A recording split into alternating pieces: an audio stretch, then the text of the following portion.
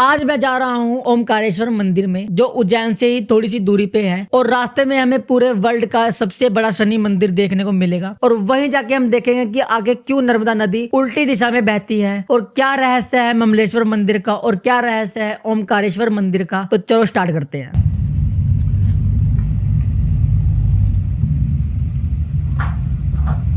9:30 बजे निकले थे अपन 9:40 में। हाँ 9:40 है ना, तो मान लो 10 मान लो 10, 11, 12, 1 और 2 बजने वाले हैं। 2 बजे पहुँच जाएंगे, जिसमें अपन ने आधा एक घंटा तो खाना खाने का मतलब छोड़ दो, अपन नाश्ता पानी किया। हाँ वही 4 घंटे लगे जाते थे। ये यहाँ पे लोग नहाते भी हैं। हाँ, सब नहा रहे ही क्या। और ये क्या चीज़ है जो ये घाट बना हुआ। अच्छा वो रास्ता ही है ऐसा। अच्छा। ये सारी अपने उज्जैन से वहां जा रही है ना ओमकारेश्वर। हाँ, लगा नहीं फोन। चलो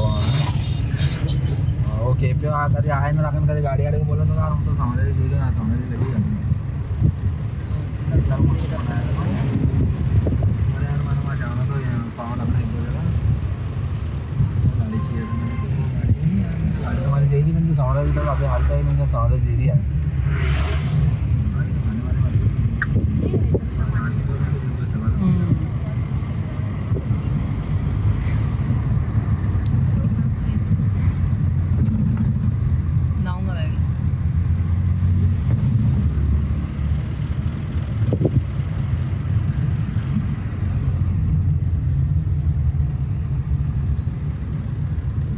तो अभी मैं पहुंच गया हूं ओमकारेश्वर मंदिर में। तो गाड़ी वहां पे नहीं जाती, तो हमने गाड़ी अपनी पार्किंग में लगाई है। और अब हम यहां से थोड़ी दूर पैदल चलेंगे। मेन रोड से मंदिर थोड़ी ही दूर पे है। और अगर आप यहां पे अपनी गाड़ी पार्क करना चाहते हो तो गाड़ी भी यहां पे पार्किंग हो जाती है, अपनी खुद की गाड़ी से आ रहे हो तो चलो फिर सीधा मिलते हैं हम मंदिर के पास। और ये देखिए, ये है माँ नर्मदा नदी। और यहाँ से भी आप जा सकते हो, यहाँ से स्नान करके भी जा सकते हो और यहाँ से आप बोट राइडिंग भी कर सकते हो। और मैंने बोट राइडिंग करी है। और यहाँ पे मैं आपको सारे वो ब्यूटीफुल स्पॉट्स दिखाऊंगा जो यहाँ पे हमें मिलते हैं देखने को। भारत में जितनी भी नदियां हैं सब उत्तर से दक्षिण और दक्षिण से उत्तर की तरफ बहती हैं, लेकिन मां नर्मदा उदय से अस्त की ओर यानी पूर्व से पश्चिम की ओर बहती है और जाते हुए बंगाल की खाड़ी की बजाय अरब सागर के साथ मिल जाती है। जी हाँ, भारत की तमाम छोटी बड़ी नदियों में से सिर्फ नर्मदा ही एक ऐसी नदी है जो उल्टी दिशा में बहती है। पूरे भारतवर्ष में मां नर्मदा ही एक ऐसी नदी है जिसमें जितने भी कंकड़ हैं वो सारे ही शिवलिंग हैं। और नर्मदा पुराण में भी ये कहा गया है कि नर्मदा जल के स्पर्श होने से जो शिवलिंग बनता है उसको डायरेक्ट पूजा कीजिए और उसको प्रतिष्ठा की भी आवश्यकता नहीं होती। नर्मदा जल स्पर्श होने से ही वो स्वयं प्रतिष्ठित हो जाते हैं। अयोध्या में राम जी की स्थापना के समय 2.5 फीट का नर्मदेश्वर का शिवलिंग भी स्थापित किया गया, जो वहीं से लाया गया था। एक संत का अनुभव बताता है, जो बरसों से नर्मदा किनारे रहते हैं वो देखते हैं कि उनके पूर्वजों से सुबह से 3 से 4 बजे एक कोई माई आती है और नर्मदा जी में स्नान करके चली जाती है। एक दिन संत को जिज्ञासा हुई कि उस माई से पूछने की कि वो कौन है। और अगले ही दिन जब ब्रह्म मुहूर्त के समय वो माई दोबारा से आई और स्नान करके जा रही थी, तब संत ने माई से पूछा, आप कौन हैं? मैं देखता हूँ कि आप रोज स्नान करने आती हैं और करके चली जाती हैं। अब माई अपना परिचय दीजिए। माई कहती है कि मैं गंगा हूँ, शुद्धिकरण के लिए कलयुग में यहाँ स्नान करने के लिए आती हूँ। नर्मदा नदी को आकाश की बेटी भी कहा जाता है। इतना ही नहीं, इस नदी के साथ प्रेम, विश्वासघात और अकेलेपन की कहानी भी सुनाई जाती है। आइए जानते हैं कि आखिर क्यों कुंवारी रह गई थी नर्मदा माता। लोक कथाओं की माने तो नर्मदा एक सुंदर राजकुमार के रूप में विख्यात सोनभद्र से प्यार करती थी, लेकिन किस्मत को दोनों का सुंदर मिलन मंजूर नहीं था। नर्मदा को विवाह से पहले इस बात की जानकारी हासिल हुई कि सोनभद्र उनकी दासी जुहिला को पसंद करते हैं। ऐसे में प्रेम के बाद मिले अकेलेपन के बाद नर्मदा ने कुंवारी रहने का फैसला किया और सोनभद्र के विपरीत पश्चिम दिशा की ओर बहने का फैसला किया। यह भी एक वजह मान जाते हैं कि नर्मदा नदी आज उल्टी दिशा में बह रही है। इस मंदिर में शिव भक्त कुबेर ने तपस्या की थी तथा शिवलिंग की स्थापना की थी, जिसे शिव ने देवता और धनपति बनाया था। कुबेर के स्नान के लिए शिवजी ने अपनी जटा के बाल से कावेरी नदी उत्पन्न की थी। यह नदी कुबेर मंदिर के बाजू से बहकर नर्मदा जी में मिलती है, जिसे छोटी परिक्रमा में जानने वाले भक्तों ने प्रत्यक्ष परिणाम रूप में देखा है। यही कावेरी ओमकार पर्वत पर चक्कर लगाते हुए संगम पर वापसी नर्मदा जी में मिल जाती है और इसे ही नर्मदा कावेरी का संगम कहते हैं।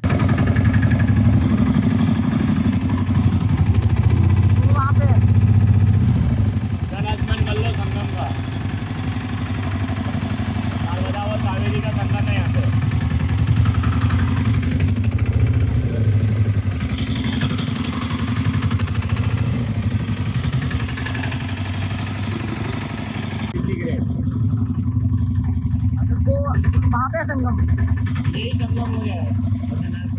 नदी का इधर से पानी आता है, कावेरी का पानी इधर से यहाँ आके मिलता है। तो कांवरी का वहाँ से आ रहा है हाँ, और ये नर्मदा का है। कावेरी का पानी है। हमने पावर हाउस बनाया बिजली के लिए।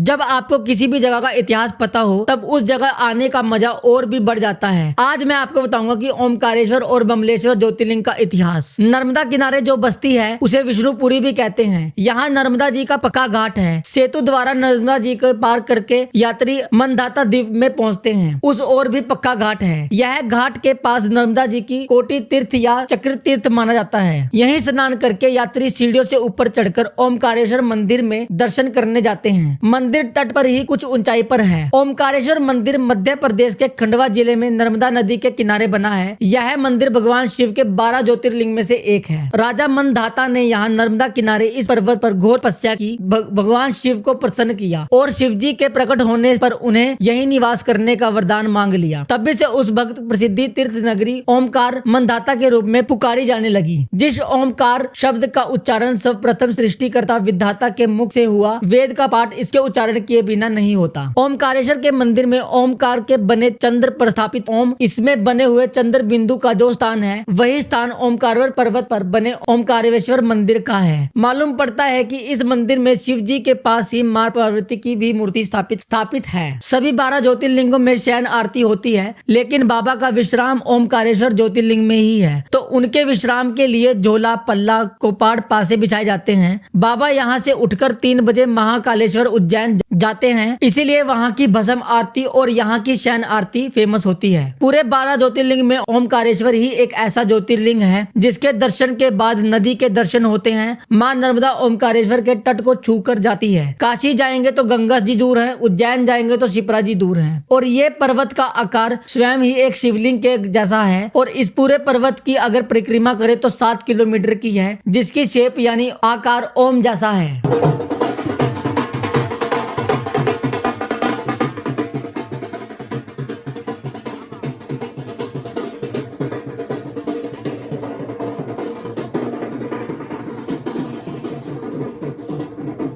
ये ब्रिज ही ओमकारेश्वर और ममलेश्वर को एक साथ जोड़ता है। तो इस ब्रिज के एक तरफ ओमकारेश्वर जी हैं और दूसरी तरफ ममलेश्वर जी। ममलेश्वर भी ज्योतिर्लिंग है। ममलेश्वर मंदिर अहिल्याबाई ने बनवाया था। गायकवाड़ राज्य की ओर से नियत किए हुए बहुत से ब्राह्मण यहीं पार्थिव पूजन करते हैं। आप चाहें तो ममलेश्वर का दर्शन करके तब नर्मदा पार होकर ओमकारेश्वर जाएं, किंतु नियम पहले ओमकारेश्वर के दर्शन करके लौटते समय ममलेश्वर दर्शन की ही है। ममलेश्वर ज्योतिर्लिंग ओमकारेश्वर में स्थित है। यह 12 ज्योतिर्लिंग में से चौथा ज्योतिर्लिंग है। ममलेश्वर ज्योतिर्लिंग का प्राचीन नाम अमरेश्वर है। ओमकारेश्वर और ममलेश्वर दोनों ही एक ज्योतिर्लिंग के रूप में है। ममलेश्वर ज्योतिर्लिंग नर्मदा के दक्षिण तट पर है और ओमकारेश्वर नर्मदा के उत्तरी तट पर है। दोनों मंदिर के मध्य में मां नर्मदा है। शिव प्राणोकत 12 ज्योतिर्लिंग स्तोत्र के श्लोक के अनुसार सभी 12 ज्योतिर्लिंग के नाम उनके स्थान क्षेत्र के रूप में जाने जाते हैं। राष्ट्रीय सोमनाथ की शैले मल्लिकार्जुनम सो उज्जैनीय महाकालो कालेश्वरम।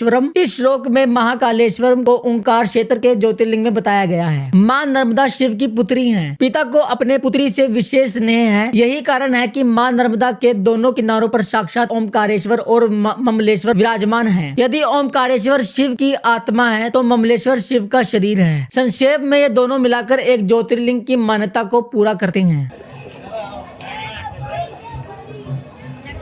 बहुत बढ़िया है ममलेश्वर।